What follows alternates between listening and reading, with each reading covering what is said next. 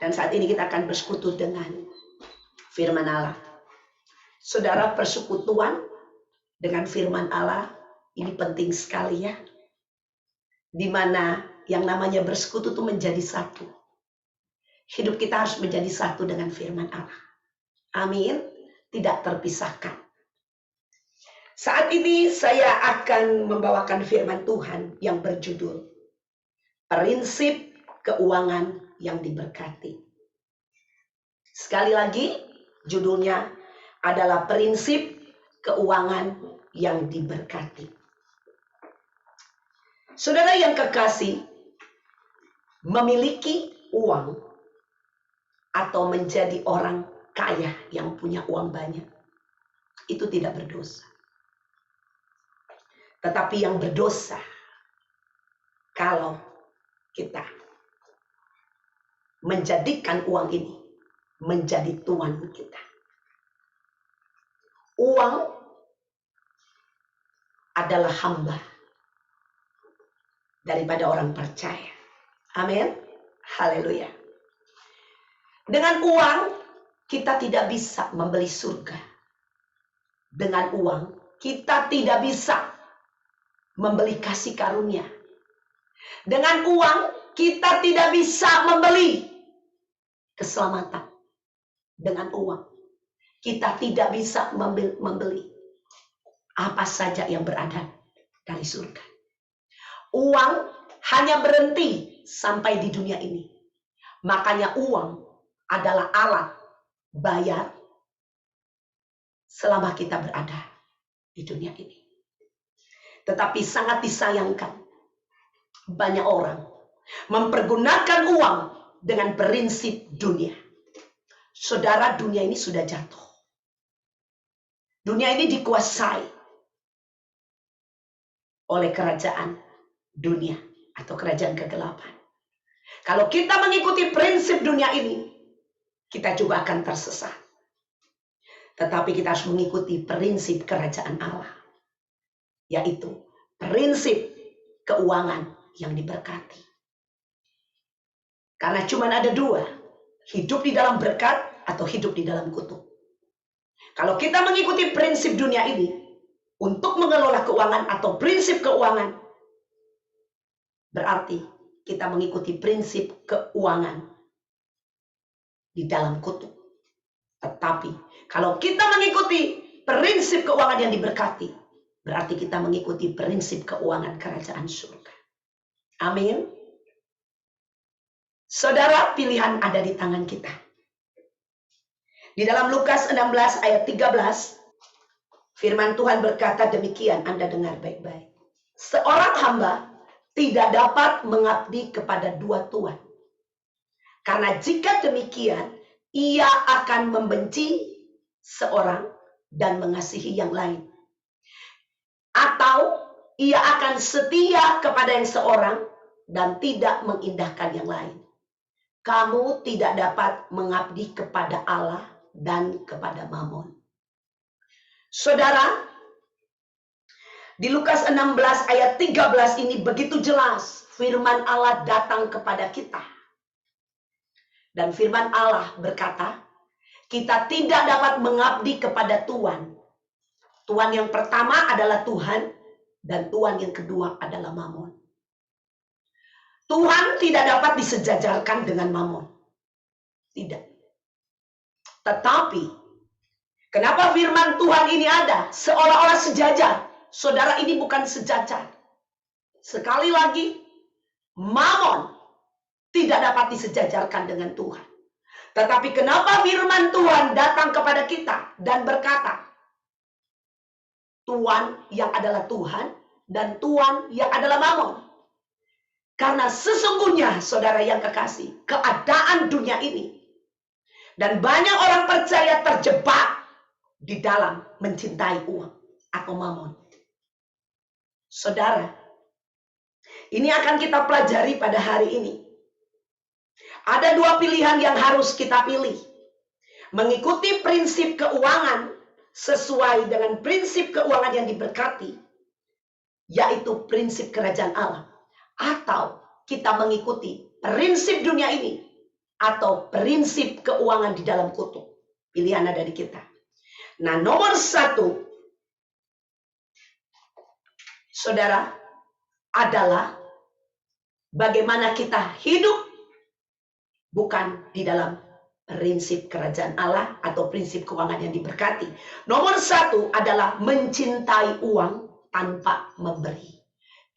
Prinsip ini adalah prinsip yang tidak diberkati atau prinsip yang di luar berkat atau kutuk atau prinsip dunia. Nomor 1-nya adalah mencintai uang tanpa memberi. Nomor 1. Ada 2 yang akan saya bahas. Ini nomor 1. Saudara, firman Allah berkata, barang siapa takut kehilangan nyawanya, maka dia akan kehilangan nyawanya.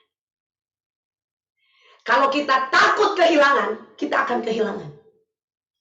Tetapi barang siapa kehilangan demi aku, firman Tuhan berkata, maka dia akan mendapatkannya kembali. Orang yang mencintai uang tanpa memberi adalah orang yang serakah. Orang yang egois, yang mementingkan diri sendiri, selfish. Orang yang tidak pernah merasa puas di dalam hidupnya. Dan orang yang menilai manusia berdasarkan kekayaan atau keuangan. Dan orang seperti ini adalah orang yang menjadi budak daripada uang. Kita tidak dipanggil menjadi budak uang. Kita dipanggil menjadi tuan dari uang. Mencintai uang tanpa memberi. Yang pertama adalah cinta uang adalah penyebab dari banyak penderitaan dan kejahatan. Kita lihat di 1 Timotius 6 ayat 10. Karena akar segala kejahatan ialah cinta uang. Sebab oleh memburu uanglah beberapa orang telah menyimpang dari iman dan menyiksa dirinya dengan berbagai-bagai duka. Saudara, kata menyimpang dalam bahasa Yunani adalah tersesat. Jelas Timotius berkata, akar dari segala kejahatan ialah cinta uang. Saudara, kalau kita mencintai sesuatu, kita ingin memilikinya seorang diri. Kita tidak mau berbagi karena kita mencintai. Mencintai apa saja? Mencintai manusia, orang. Atau kita mencintai barang yang kita suka. Mencintai uang. Kalau orang sampai ke titik mencintai uang, orang ini yang tadi saya sudah katakan, dia akan fokus kepada dirinya sendiri. Tidak mau berbagi. Orang yang mencintai uang tidak akan memberi. Dia akan pegang uang itu untuk dirinya. Untuk keperluannya. Untuk orang-orang yang dia kasihi. Untuk keluarganya. Saudara, bahkan ada banyak orang yang mencintai uang itu kikir loh. Untuk keluarganya sendiri. Ya, ada. Perceraian di Amerika yang paling tinggi itu disebabkan karena faktor keuangan. Di sini, saya nggak tahu di Indonesia juga mungkin udah ada sekarang. Orang mau menikah, saudara, itu banyak pernikahan diberkati di gereja. Tetapi untuk masalah keuangan sendiri-sendiri. Ya, hartamu berapa? Tolong dicatat. Hartaku berapa? Boleh dicatat. Dan nanti di pernikahan, uangmu adalah uangmu, uangku adalah uangku. Tetapi tubuhmu adalah tubuhku. Tubuhku adalah tubuhmu. Saudara, ini prinsip duniawi. Tetapi ada gereja Tuhan. Kenapa terjadi seperti itu? Karena cinta akan uang menghanguskan, menghancurkan pernikahan, menghancurkan rumah tangga, keluarga, anak-anak. Bahkan kalau tidak diselamatkan, kalau tidak kembali generasi ke generasi di bawah, harus hancur menanggung semua ini. Bahayanya cinta akan uang. Makanya firman Allah dengan jelas di Timotius ini berkata, penyebabnya, karena akar segala kejahatan ialah cinta uang. Akar dari kejahatan. Banyak orang baku bunuh gara-gara cinta uang. Anak membunuh orang tua karena pengen warisan. Orang tua belum mati, udah diambil, mau diambil warisannya. Saudara, banyak kakak beradik saling membunuh karena uang. Tidak omongan, tidak bicara. Bahkan saya pernah membaca orang tua dibawa ke pengadilan demi untuk uang. Saudara, dunia sedang lenyap dengan segala kejahatan dunia. Dan dunia memasukkan prinsip dunia ini di dalam gereja Tuhan. Gereja harus paham tentang keuangan. Amin. Haleluya. Saudara semangat. Haleluya. Jelas Timotius berkata, sebab oleh memburu uanglah beberapa orang telah menyimpang dari iman dan menyiksa dirinya dengan berbagai-bagai duka. Menyimpang dari iman. Waduh, ini ngeri. Tersesat. Terjadi penyimpangan dengan iman. Banyak orang karena uang. Saudara, meninggalkan Kristus. Contoh di Alkitab, Yudas Iskariot. Dia 12 daripada salah satu dari 12 murid Yesus. Layer pertama daripada murid Yesus. Saudara, 12 orang ini yang ditulis di Alkitab. Satu orang harus menjual Yesus demi untuk mendapatkan uang. Hati-hati sama uang. Jangan alergi kalau bicara tentang uang. Pendeta tidak meminta uangmu. Katakan amin. Kalau pendeta berkhotbah karena meminta uangmu, pendetanya yang sesat. Tetapi seorang hamba Tuhan, dia berkhotbah demi kebenaran firman Allah. Katakan amin. Haleluya. Saudara, kita harus terbuka di hadapan Allah pada waktu kita mendengarkan firman Tuhan sebagai kebenaran dalam hidup kita. Hati-hati menyimpang. Kalau Anda menyimpang dari imanmu, di ujungnya adalah maut, perpisahan dari Allah. Saudara, contoh Yudas, akhirnya dia menjual Yesus. Sesudah itu akhir dari hidupnya, dia bunuh diri. Terpisah dari Allah. Mengerikan. Hati-hati. Banyak orang demi uang. Saudara, orang itu rela meninggalkan pelayanan. Rela meninggalkan waktu-waktunya dengan Tuhan. Rela mengutamakan uang demi segala sesuatu. Saudara, sekali lagi, uang tidak akan Anda bawa ke surga. Enggak. Uang akan berhenti pada waktu napasmu terakhir. Bahkan ada banyak orang, saudara, mau mati, nggak mati-mati, siksa hidupnya. Uang tidak berguna buat dia lagi. Padahal selama hidupnya hanya cari uang. Siang, hari, malam, uang. Tetapi akhir hidupnya menderita. Bukan hanya mungkin menderita akhir hidupnya, tapi waktu dia buka mata, kok saya ada di tempat yang gelap-gelap ya? Karena uang. Hati-hati.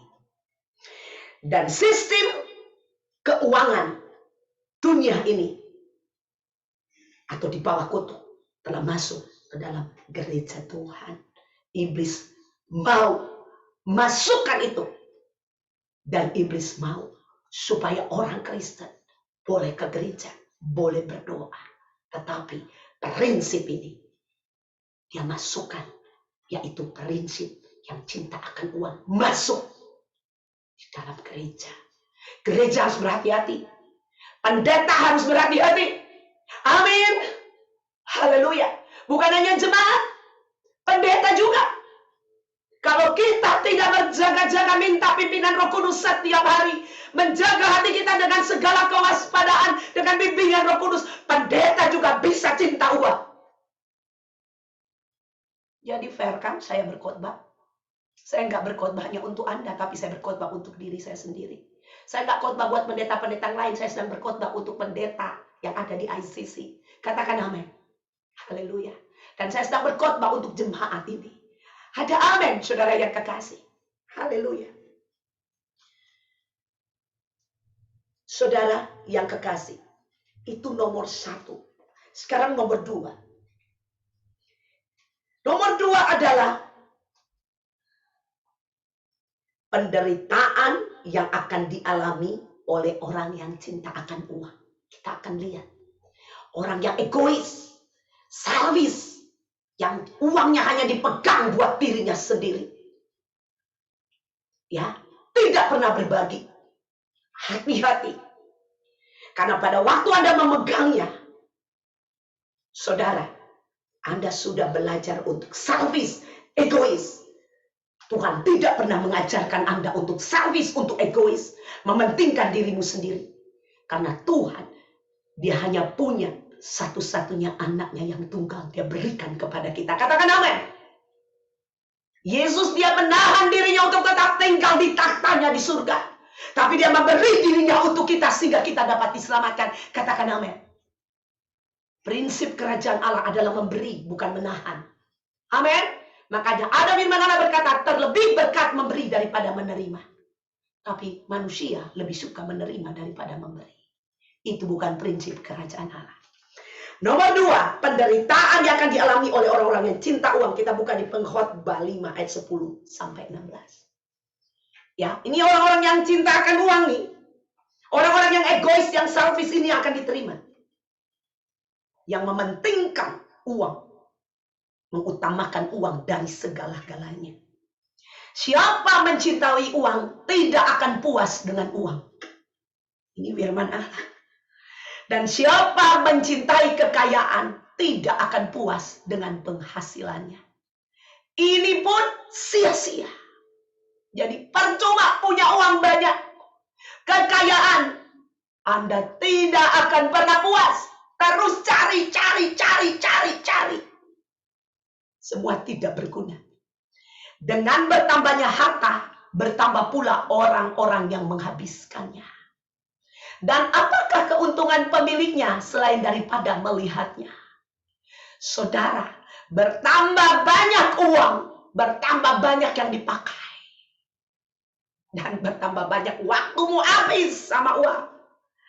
Dan engkau tinggal melihatnya. Bagaimana uang itu pergi? Saudara, ini mengerikan sekali. 12. Enak tidurnya orang yang bekerja, baik ia makan sedikit maupun banyak. Tetapi kekenyangan orang kaya sekali-kali tidak membiarkan dia tidur. Mikir melulu. Aduh, uang gue. Ya, tinggal berapa ya di bank? Ada berapa yang di bawah bantal? Ya, nanti kalau dikasih ke gini nanti habis. Nanti ini itu. Mikir terus sampai gak bisa tidur. Ya, hati-hati. Ya, nanti pencuri datang. Nanti tukang tagih datang. Ya, saudara. Hati-hati. Ayat 13. Ada kemalangan yang menyedihkan kulihat di bawah matahari. Kekayaan yang disimpan oleh pemiliknya menjadi kecelakaannya sendiri. Ini udah jelas. Disimpan pemiliknya, ya. Untuk siapa? Untuk diri sendiri. Saudara, haleluya. Ya, berhati-hati. 14, dan kekayaan itu binasa oleh kemalangan. Suatu hari nanti pasti binasa. Kekayaan itu yang disimpan sendiri pasti binasa. Mungkin Anda tidak melihatnya pada waktu Anda menghembuskan napas yang terakhir, tapi anak cucumu akan kehilangan. Ini firman Allah. Amin. Kemalangan, binasa tidak ada lagi. Berapa banyak orang kaya, ya, tutup mata orang kaya, anaknya menjadi orang miskin. Amin. Sehingga tidak ada satupun padanya untuk anaknya. Dengar ini, saudara. Bukan saya yang ngomong firman Allah. Jadi jangan bilang Ibu Desi yang ngomong di firman Allah. Sebagaimana ia keluar dari kandungan ibunya, demikian juga ia akan pergi. Nih, telanjang seperti ketika ia datang dan tidak diperolehnya.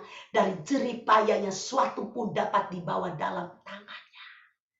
Kita datang telanjang, kita pulang telanjang. Amin. Kalau orang gak beliin peti mati sama kita, saudara, dibuang aja, dilaletin. Kita gak bisa buat apa-apa lagi atas tubuh kita. Amin. Haleluya. Ingat baik-baik. Jadi uang kekayaan hanya sampai di dunia ini. Jangan menahannya karena Anda gak bawa itu ke surga. 16. Ini pun kemalangan yang menyedihkan. Sebagaimana ia datang, demikian pun ia akan pergi. Ya. Dan apakah keuntungan orang tadi yang telah berlelah-lelah menjaring angin? Haleluya. Kesia-siaan menjaring angin. Angin bisa dijaring enggak? Enggak bisa. Saudara yang kekasih. Ini yang terjadi kepada orang-orang yang mencintai uang. Hidupnya mengerikan. Betul? Egois. Pegang sendiri. Saudara yang kekasih, tahukah Anda bahwa hari ini akan berlalu dan tidak akan pernah terulang kembali? Kalau ada yang memerlukan uang dan kita menahan, mungkin hari esok orang itu tidak memerlukan bantuanmu lagi. Ya. Saudara yang kekasih, saya nggak mau bahas itu dulu. Nanti saya akan bahas di sini. Cuman ini untuk mengingatkan kita. Supaya mari, jangan kita menjadi orang yang cinta akan uang. Cinta akan uang akan cinta diri sendiri. Saudara yang kekasih. Jelas, apakah keuntungan orang tadi yang telah berlelah-lelah menjaring angin? Gak ada untungnya. Rugi. Cinta uang adalah penyebab dari semua penderitaan yang sebenarnya tidak perlu kita tanggung. Akibatnya, kita tidak dapat menikmatinya. Betul? Haleluya.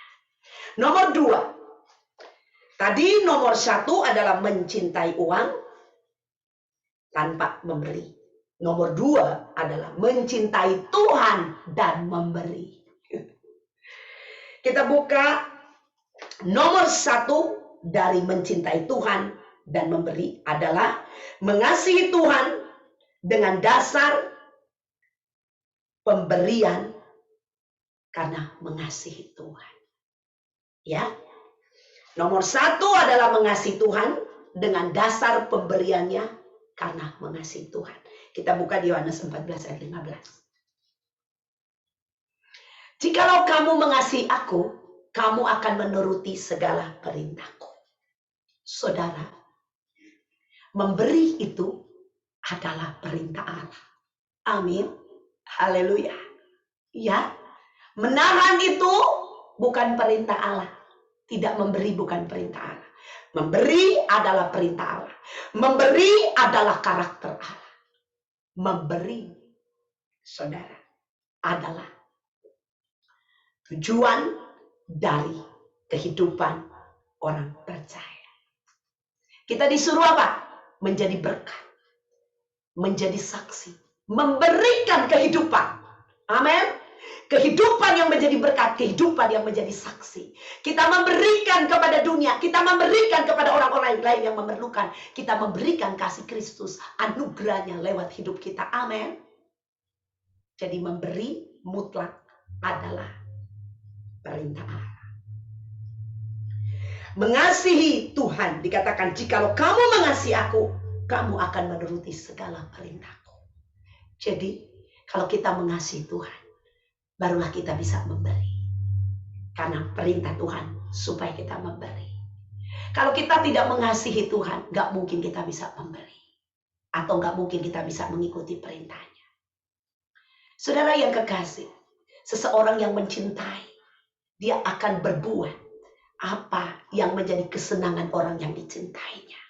Amin. Ya, kita mengasihi. Kalau saya pakai contoh yang paling dekat, suami, istri, anak-anak. Amin. Orang-orang yang kita cintai, kita akan rela memberikan apa aja buat mereka. Ya, karena kita mencintai. Kita mau mereka senang. Nah, kalau kita Tuhan mau supaya Tuhan senang, kalau kita mencintai dia, kita akan melakukan perintahnya. Kita akan menjadi orang yang tidak menahan tapi memberi. Amin. Itu dasarnya. Nomor 2. Supaya kita bisa mencintai Tuhan terus dan bisa memberi. Nomor 2 adalah memberi dengan sukacita. Membawa berkat. Dasar pemberiannya harus dengan sukacita. Tadi dengan kasih. Sekarang dengan sukacita. Kita buka 2 Korintus 9 ayat 6-10. Camkanlah ini. Orang yang menabur sedikit akan menuai sedikit juga. Dan orang yang menabur banyak akan menuai banyak juga. Hendaklah masing-masing memberikan menurut kerelaan hatinya. Jangan dengan sedih hati atau karena paksaan. Sebab Allah mengasihi orang yang memberi dengan sukacita. Dan Allah sanggup melimpahkan segala kasih karunia kepada kamu. Supaya kamu senantiasa berkecukupan di dalam segala sesuatu. Dan malah berkelebihan di dalam berbagai kebajikan. Seperti ada tertulis, ia membagi-bagikan, ia memberikan kepada orang miskin, kebenarannya tetap untuk selamanya. Ayat 10, ia yang menyediakan benih bagi penabur dan roti untuk dimakan, ia juga yang akan menyediakan benih bagi kamu dan melipat gandakannya dan menumbuhkan buah-buah kebenaran. Saudara, harus memberi dengan sukacita. Ayat 6 berkata, camkan ini orang yang menabur sedikit akan menuai sedikit juga. Dan orang yang menabur banyak akan menuai banyak juga. Kalau engkau menabur sedikit, akan tuai sedikit. Anda tanam 1 benih mangga, jangan harap Anda punya 10 pohon mangga. Amin. Ya, tanam 1 terus ngayal. Aduh, kapan 10 pohon mangga ini keluar ya? Saudara, ini orang gak bener. Betul? Ya? Ya, orang apa itu? Kalau tanam 1 ngarepin 10 akan tumbuh di depan. Ya? Padahal cuma 1 kita tanam. Nunggu kok ada 10 ya? Kok cuma 1 nunggu? 9-nya mana? Nah, saudara jawab aja itu orang apa? Ya? Jadi, udah jelas di sini.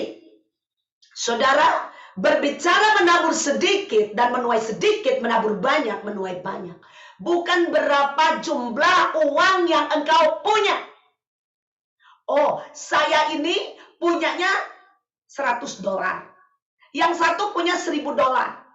Dan dia menabur, yang satu menabur berapa? $50. Yang punya uang $100. Yang punya $1000 menabur $300. Ya, banyakkan mana saudara? Kalau secara uang $300 dong. Coba aja Anda beli kerupuk $300 sama $50, banyakkan mana kerupuknya? Ya kan? Tetapi saudara, ini yang dimaksud bukan seperti itu. Yang dimaksud di sini adalah kalau Anda hitungannya begini, 50 dari 100 itu setengah. Yang 300 dari 1000 itu berapa? Seperberapa ya? Hampir sepertiga kurang ya. Sepertiga, seperti itu. Nah, itu matematiknya begitu. Saudara yang kekasih, bukan matematik jumlah uangnya. Jadi, memberi itu, menabur itu, saudara yang kekasih, bukan karena, oh kita nggak punya uang, ini orang kaya. Orang kayanya punya uang 1 miliar. Saya apa artinya? Saya cuma punya uang 10.000. Saudara, Anda punya 10.000, di sana punya 1 miliar. Bukan berarti 1 miliar ini yang bisa menabur lebih banyak daripada Anda. Katakan amin. Haleluya. Dan kita lihat saudara, ayat 7 berkata, waktu kita memberi harus dengan sukacita. Gak boleh dengan paksaan. Makanya orang yang ngasih persembahan di sini, saya bilang beri dengan sukacita. Yang bagian pengumuman bacainnya juga beri dengan sukacita. Kalau Anda gak sukacita, ditahan aja uangnya. Gereja ini tenang aja, gereja ini punya Tuhan, bukan punya Anda. Nanti Tuhan yang pelihara, Tuhan yang akan kasih makan, Tuhan yang akan bayar. Kalau ada gereja harus bayar apa, bayar ini. Nanti Tuhan yang pelihara. Amin. Kalau Anda gak sukacita, ditahan. Jangan diberi. Tapi kalau Anda bersukacita, Anda mengasihi Tuhan, bawa persembahanmu. Jangan lihat jumlahnya yang kau beri. Beri dengan kerelaanmu. Amin. Haleluya. Dan Tuhan, Dia tidak pernah berhutang kepadamu.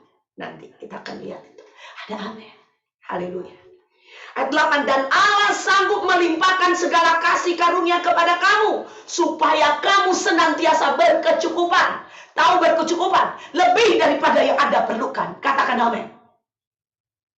Dikatakan senantiasa. Berarti selalu. Lah, kok saya nggak selalu ya nerimanya? Kok saya naik turun? Saudara, selalu ini ada karena ada ayat yang tadi yang di atas. Amin. Ya, saya nggak usah ulang. Udah pada pintar semuanya. Kalau mau dengar ulang, dengar rekamannya nanti ya. Dengar nanti di YouTube. Yang belum subscribe YouTube, tolong di subscribe. Dan bisa dengar ulang khotbah saya. Amin. Ya, haleluya. Jadi nggak bisa bilang, oh lupa tuh waktu Pastor Disi ngomong. Nggak ada, bisa dengar ulang. Haleluya. Angkat tangan saudara. Haleluya. Ucap syukur kepada Tuhan, kita bisa dengar firman Tuhan ini bukan hanya buat Anda, tapi juga buat saya. Dan malah berkelebihan di dalam berbagai kebajikan. Bayangin. Berkelebihan di dalam berbagai kebajikan. Sekarang Tuhan bilang jangan jemu-jemu berbuat baik. Nah bagaimana kita mau berbuat baik kalau kita, ini konteksnya uang loh. Kalau kita nggak punya uang gimana kita mau bagi ke orang? Nggak ada. Betul? Tetapi kalau firman Allah berkata, engkau mau berkelebihan di dalam berbagai kebajikan, berarti Allah yang menyediakan itu bagimu sehingga Anda bisa baik memberi kepada orang-orang. Katakan amin. Haleluya. Ayat 10 saudara. Ia yang menyediakan benih bagi penabur. Ternyata benih yang Anda punya pun itu punya Allah. Allah yang sediakan bagi. Katakan amin. Haleluya. Kalau punya Allah dan Allah berkata beri. Kalau Anda gak beri, hati-hati. Amin. Haleluya. Dan roti untuk dimakan. Jadi ada yang ditabur, ada yang untuk dimakan. Pada waktu Anda menerima berkat atau uang. Uang ini berkat ya. Jangan salah. Uang ini adalah berkat dari Tuhan. Dan dia adalah apa? Hamba. Bukan Tuhan. Yang jadi Tuhan adalah engkau. Engkau yang mengelola uang itu. Bukan uang yang kelola engkau. Ya. Banyak orang diatur oleh uang. Dikelola oleh uang dirinya. Ya. Tetapi kita yang mengatur uang. Uang ini adalah berkat tapi dia hamba. Harus dengar. Ia juga yang akan menyediakan benih bagi kamu dan melipat gandakannya dan menumbuhkan buah-buah kebenaran. Jadi ayat 10 ini dengan jelas berkata kepada kita bahwa ada berkat untuk kita makan, ada untuk ditabur. Jangan sampai yang untuk ditabur kita makan juga. Saudara, kalau tabur itu benih. Benih itu kalau dimakan racun. Anda kan nggak makan padi ya. Anda nggak makan biji mangga, betul? Anda makan daging mangganya. Dagingnya dimakan, bijinya ditabur. Amin. Jangan makan semuanya. Banyak orang dapat berkat semuanya buat saya. Nanti kita akan lihat kepada siapa yang kita harus memberkati. Nomor 3 sekarang. Tuhan membalas dengan tidak berbanding. Dasar pemberiannya adalah ketulusan. Kalau kita memberi dengan tulus, Tuhan akan membalas dengan tidak berbanding. Mari ayat kita buka Lukas 6 ayat 38. Berilah dan kamu akan diberi.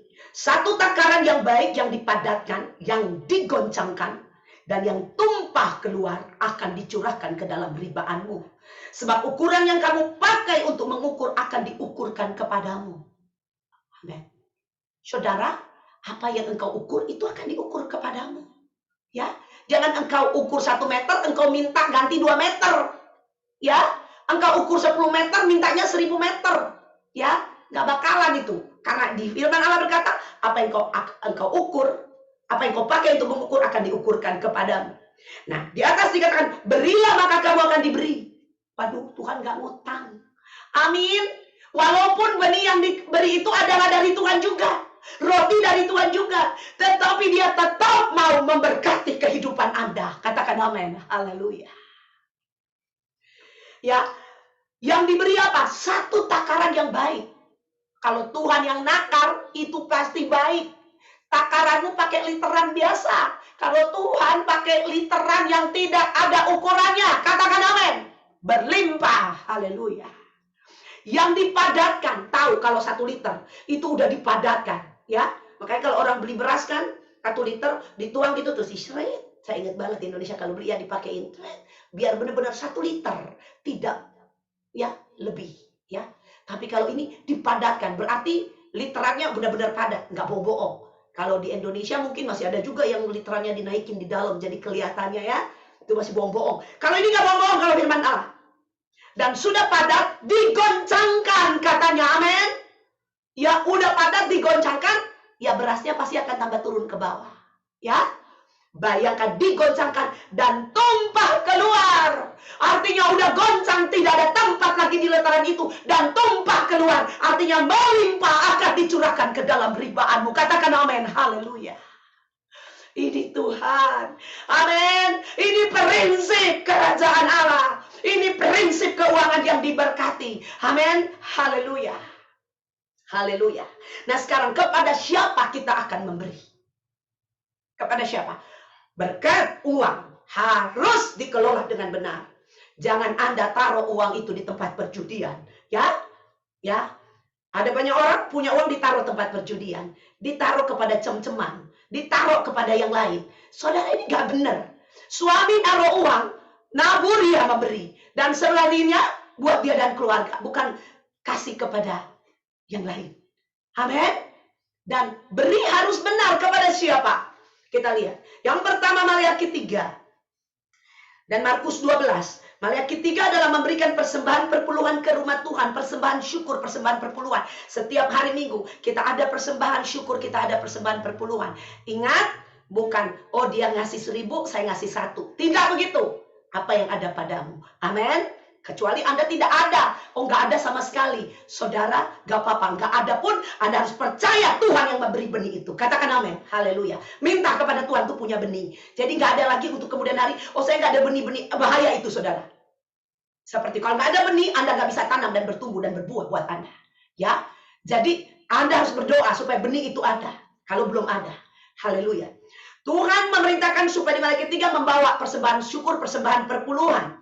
Saudara, banyak orang sekarang dipeributkan. Persembahan perpuluhan udah nggak perlu katanya. Karena itu perjanjian lama. Saudara, Tuhan tidak pernah membatalkan firman Tuhan dari Kejadian sampai Wahyu. Tetap firman Allah tidak berubah dulu sekarang sampai selama-lamanya. Amin.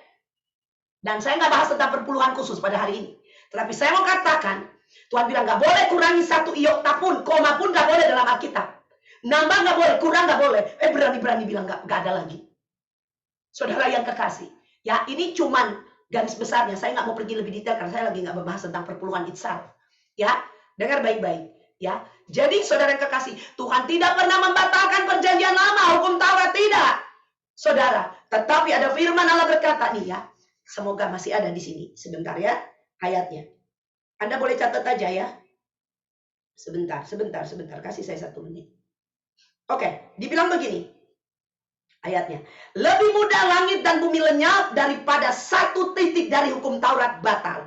Baca di Lukas 16 ayat 17. Ya, Saudara, jadi jangan bilang-bilang, ya oh nggak ada, udah dibatalkan, udah ini. Saya nggak mau bahas itu, tetapi itu yang saya katakan.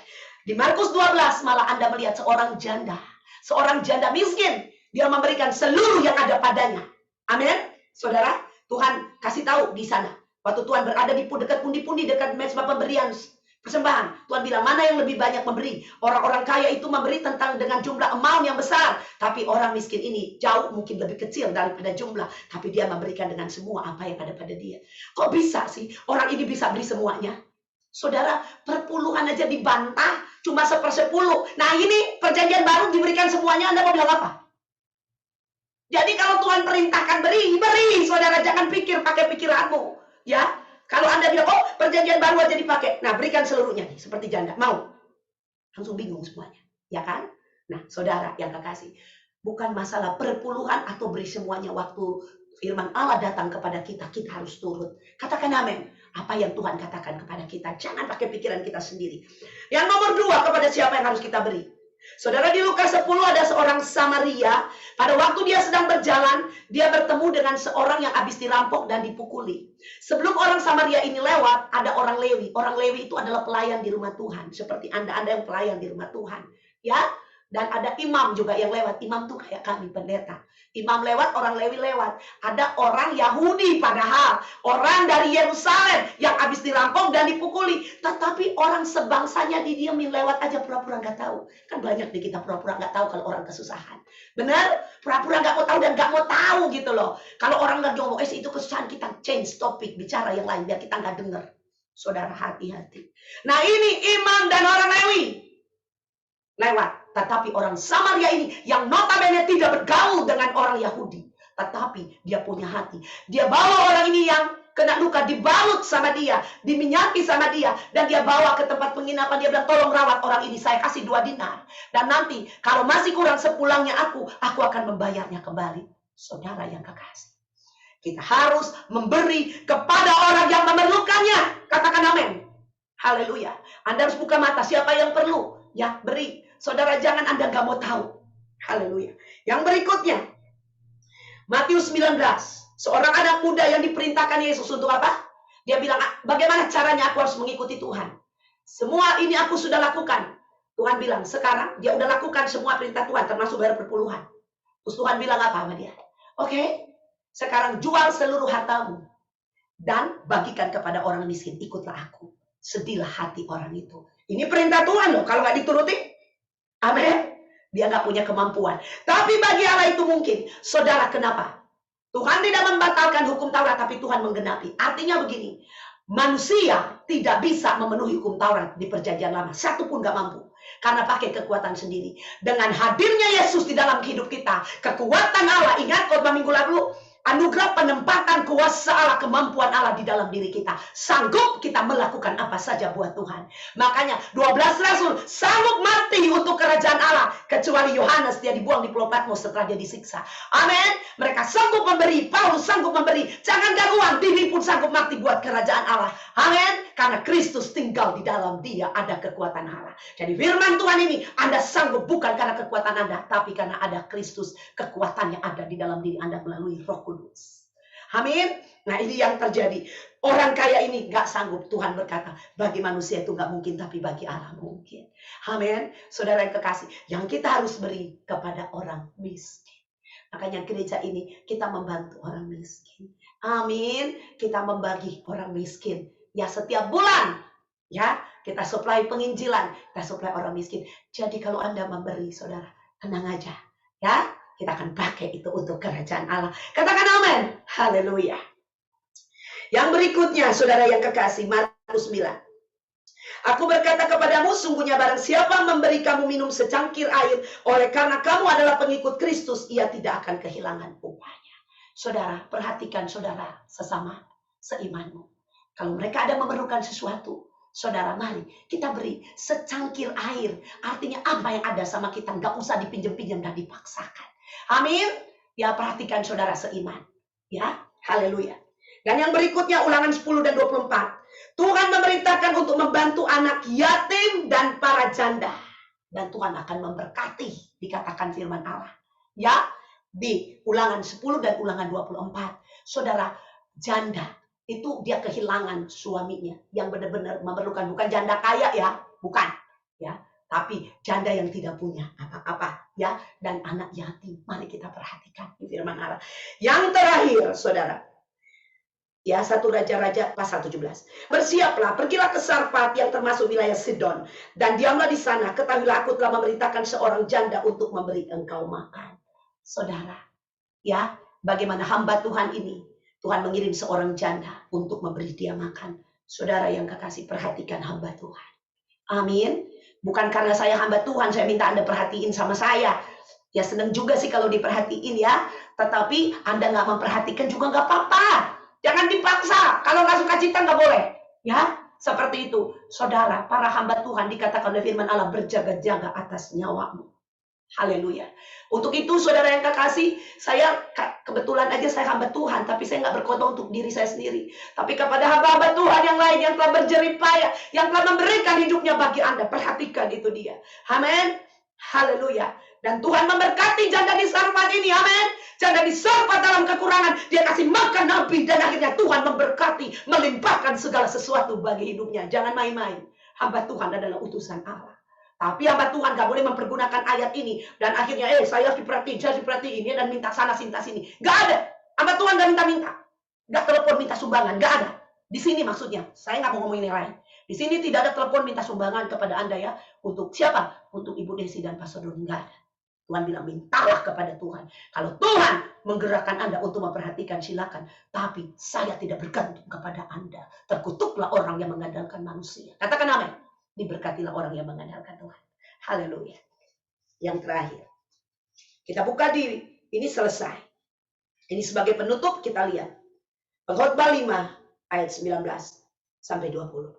Setiap orang yang dikaruniai Allah kekayaan dan harta benda dan kuasa untuk menikmatinya, nih, Allah yang mengarunia kekayaan itu, katakan amin, untuk menerima bagiannya.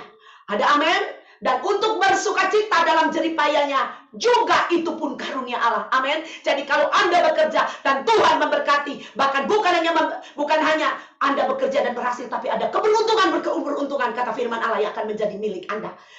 Tuhan bilang engkau akan berhasil dan beruntung. Amin. Kalau berhasil itu kita bekerja dan dapat upah, tapi beruntung itu dia.